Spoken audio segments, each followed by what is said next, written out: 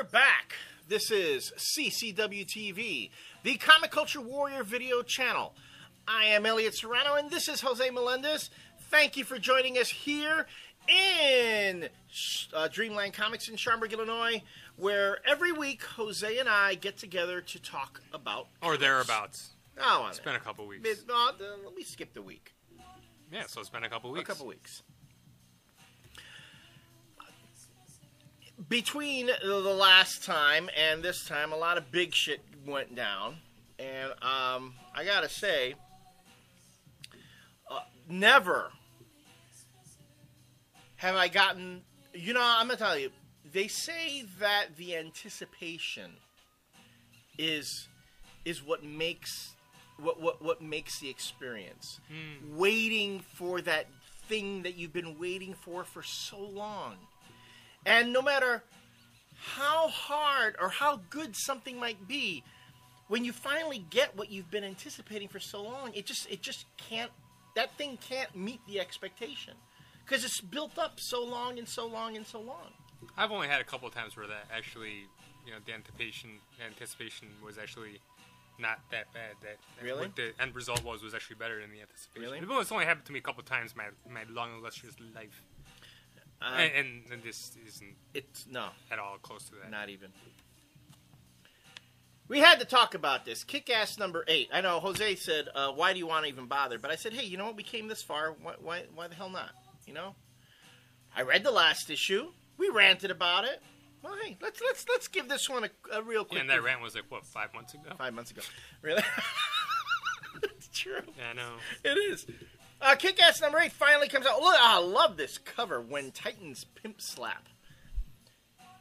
They had what's known as that? Knee slapper. Knee slapper, yeah. And they had to get this book out because the fucking movie was going to be coming out. And they got to get the trade out before the movie so they can cash in. Exactly. Cha-ching. I think the hardcover is coming out in 2 weeks. 2 weeks? Yeah.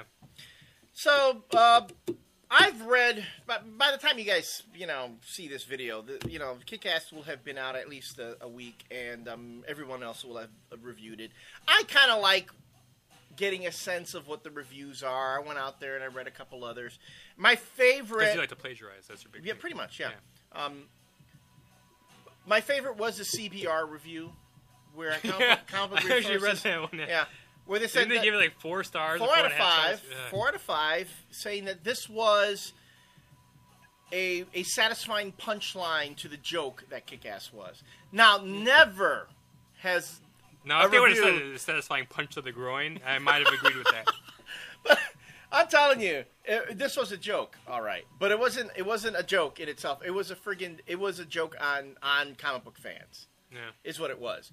Because I'm sorry, this was not an 8-issue miniseries. No, I think it should have been a 3. Maybe 4. 4 issues tops. 4 issues tops. This was a 4-issue mini. Explain to me why you needed 8 issues to tell this story. And on top of that, 8 issues that took over a year and a half to finally get released. I didn't understand it. Of course, at the end of Kick-Ass, we have the big payoff. That's the whole problem. You don't understand it. You don't understand the book. You don't understand how awesome it is. You cannot see the greatness behind this comic book. Okay. So we have Kick-Ass shooting some guys' nuts off in here. See? Awesome. That was awesome. We have Hit Girl. I'm if you haven't read it, spoiler alert.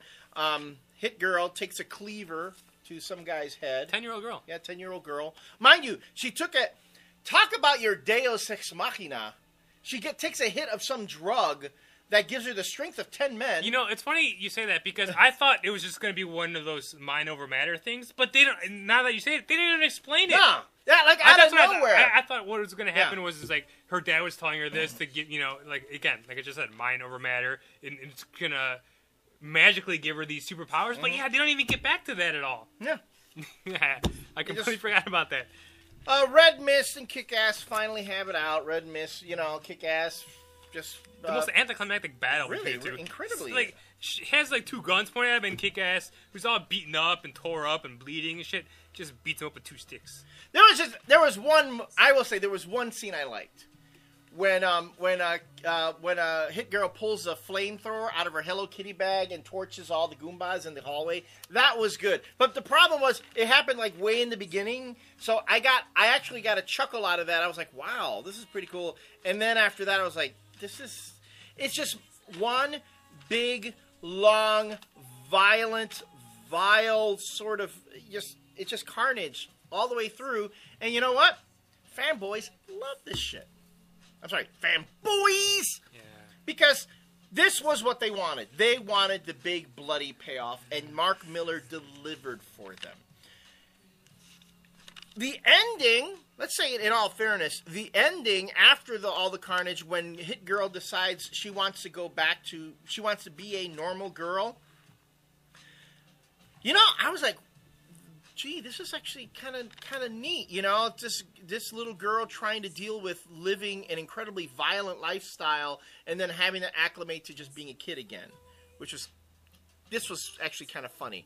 And then the bit where Kick-Ass, the kid has the heart-to-heart with the platonic friend, that was kind of funny too. You know, it wasn't really funny because I knew he's an intolerant and I knew exactly what it was because this is Mark Miller and he tries to be clever and he tries to flip things on, you know. Okay. And when I'm like, oh, he's an intolerant, they're not going to end up together because she's just going to fucking tell him off. And she did even worse. She had this guy beat the shit out of him. Because I knew it wasn't going to happen because that's what Mark Miller likes to do. He likes to take the cliche and flip it on that side, but then that itself already becomes a cliche when you keep doing that over and over again. And, it's only $2.99. No, I wanted to see mature content. I love how the mature content thing is on the back, you know, because even after all the blood and the guts and the brains and stuff, you got to have the issue. You got to have the proverbial butt sex. The butt sex in one page, you know, because it wasn't enough. And then you get to the punchline at the very end, which he steals from a DC movie. Yeah. How apropos is that? You know, I love how it's a Marvel icon book, and yet. The Kick-Ass and Hit Girl are considered Batman and Robin. He makes all these like Batman references over and over and over again until he's like, I think at one point Miller said, "Oh shit, I got to mention a Robin book. A Marvel book." So then he mentions Peter Parker once, and then after that it's back to the DC analogies again. You know, if this were a 4-issue mini and it had come out on time, I probably wouldn't have such a bad taste in my mouth about this series. But this was self-indulgent. It was overly wrought. It was just too much that unnecessary stuff going on. I'm sorry. You could have told the story much more quickly, much more efficiently. You know, there are at least 2 issues in the whole run that you could have gotten rid of. Mm-hmm. Could have knocked this down to 6 if you had, at the very least, that. But then you couldn't sell all the fanboys on all the violence. On a lot of the excessive violence. That's what pretty much sold this series. Well, no, I know what you're saying. No, you're being honest. No, and that's you are what right. They wanted. He's not writing it to tell a good story. He's writing it to give fanboys what they want. And then, of course, from the very beginning, the issue... Select fanboys. Select, right. Well, I'm sorry. We remember, it's not fanboys. It's fanboys! Because you read this, and there's really nothing new in here. I mean, and Kick-Ass in the beginning was marketed as comic books taken to the edge and then over the edge. There's nothing edgy about this book at all. There's nothing edgy. The only thing that happened in this book that doesn't happen in any other book, the editors of this book told Mark Miller, do whatever you want. Do whatever you want. And then they let him. And the fact that this is the end of book 1... no, we talked about this. Yeah. I don't know if you remember because it was so long ago. We actually talked that there was going to be a sequel to this eventually.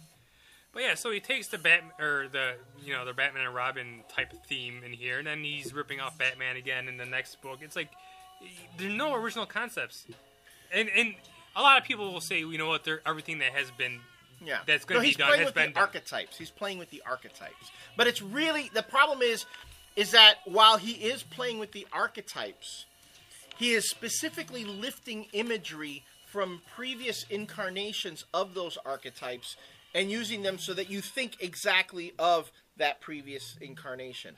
So, yeah, talking about Batman as a Joker and the stupid thing with the image of a nemesis with the having the Joker type face. Right. Fine. They're purposely lifting that imagery. I mean, if you want to go back to like an old Bill Finger version of the Joker or something, that's one thing.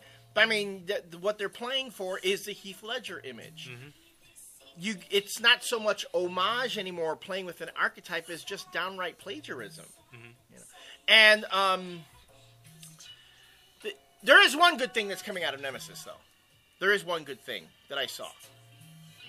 Mark Miller is actually auctioning off the rights to name the hero in Nemesis. I think he did that with this book, too. Yeah. And the money for that is going to a good cause. So I'll give credit for that. That is pretty cool. And it's because it got so much attention and so many people are interested in it and want to be involved in it. And let's face it, with Kick-Ass, you're going to end up being in the movie too. And if your name is in the Nemesis book, your name is going to end up being in the Nemesis movie as well. Well, not necessarily, but you would think if they stay faithful to it, yeah. That is a good thing that comes out of it. But altruism aside, the book didn't need to be 8 issues. On the other hand, it was $2.99. So, it was $2.99, so I'll give them that. And another book that didn't need to be friggin' 6 issues. So Captain America Reborn, which when I got to the shop today, I sat down to read it because I wanted to see what all the hoopla was about. I wanted to see what Tom Brevoort meant by when he said that, well, if you think that we gave the whole story away with the epilogue and who will read the Shield, then you're not giving the creative team enough credit. That there are plenty of surprises and things in there. And by saying that, you're not giving the fans enough credit. Oh, yeah. Pretty Seriously. Because I read this and... Don't tell me the Lord of Horseshit if you're not going to have nothing to back it up. I kept waiting for this big surprise. I kept waiting for this, okay, where's the big reveal? Where's the big twist? Where's the... okay, if you haven't... this is... 4.5 out of 5 stars was a review given on CBR. It was like this great, Captain America Reborn, this great thing.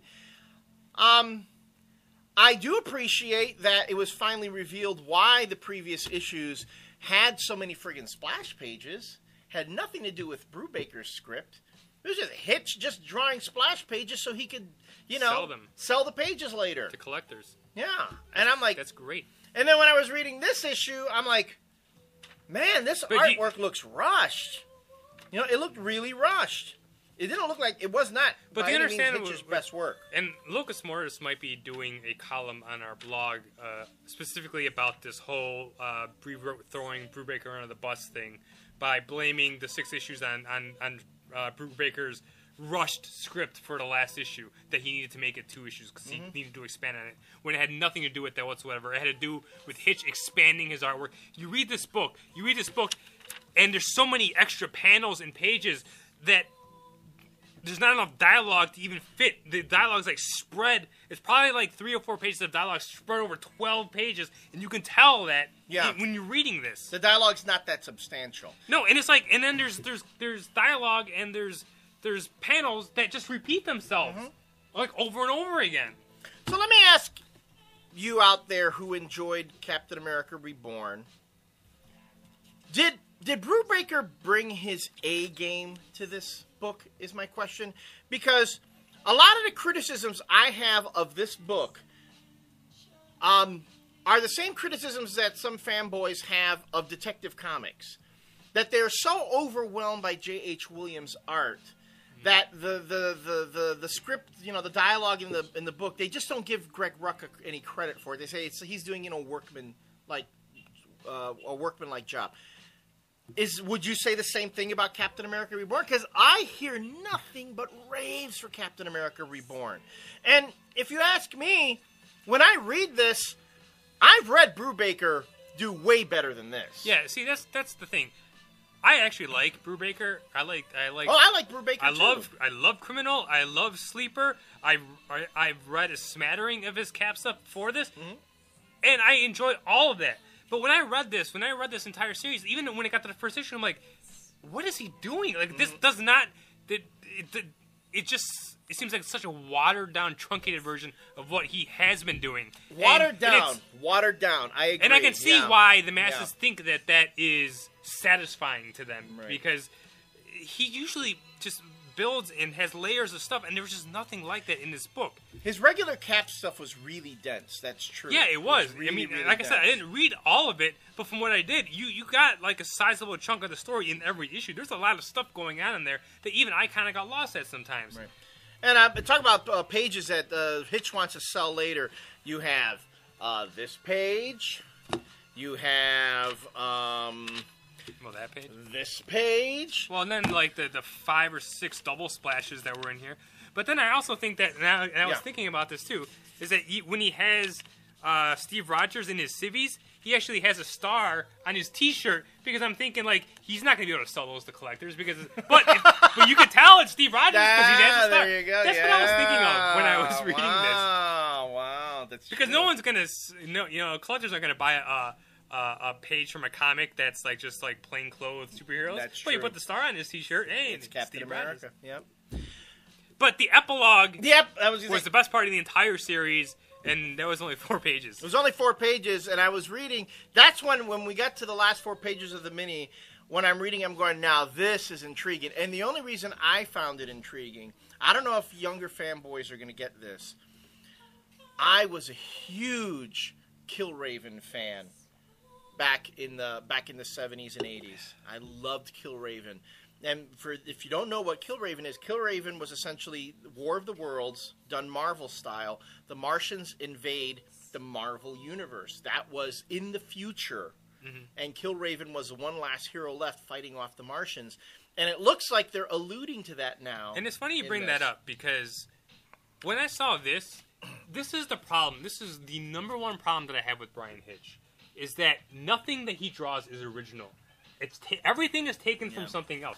And when you have you have the chance to draw this double splash page of these really cool aliens coming down. You have the chance to be creative. That's exactly what it reminded me of the new War of the Worlds movie. The aliens are exactly like that. You know he used it as reference, and it makes the comic less special and just that much more bland. You could do whatever you want in comic books, make it look however you want. And when you have to rip off a movie, or you have to rip off poses from movies, you have to rip off, like, Optimus Prime from Transformers and your Fantastic Four run. That's right, That totally takes you out of it. Yeah. And it's like, why even fucking bother drawing comic books? Seriously. I can see where you're... Why limit yourself? No, I can see. But again, that's back to the iconic, the iconography of it. And then Hitch is drawing something that he thinks that younger fanboys are going to get. I mean, for us, you know what would have been really cool if he's going to rip off any of them, that he did the original War of the Worlds Martian tripods, or even the ones from the old comic book series. That would have been really cool. But he's probably thinking, you know what? Younger fanboys haven't read that. They're not going to get it. He has to go with something more up to date. So, good point, but... Yeah, but still, I mean, but on top of that, the epilogue alone wasn't enough to sell me on the whole series. No. So, yeah. All right. And I like how Brever was like talking about how this book was $3.99, and and you were getting 24 to 28 pages of art per issue. It's like, and then they didn't raise the price on it. They kept it at $3.99. Well, guess what? DC gives us 30 pages of art for $3.99. To even claim that they didn't raise the price, what kind of claim is that? You shouldn't be fucking raising the price in the first place. Right. If it was $2.99 and you're giving us 20 pages of art, and then you can claim that you're not charging extra for it. Then you're telling us you're getting it for free. But don't go fucking telling me that you're giving us extra pages for $3.99, because that's just a bullshit remark too. Well, that's again the old Marvel has always had a different opinion about what constitutes value and content. So, but we've been over that ad nauseum. When we come back, we'll take a look at a pair of DC comics. So you know we're going to like them, right? You know we're going to like We'll talk about a pair of DC comics that, from what I understand, actually we might like them, but haven't been getting positive reviews, so we're in the minority again. All right, we'll see you then.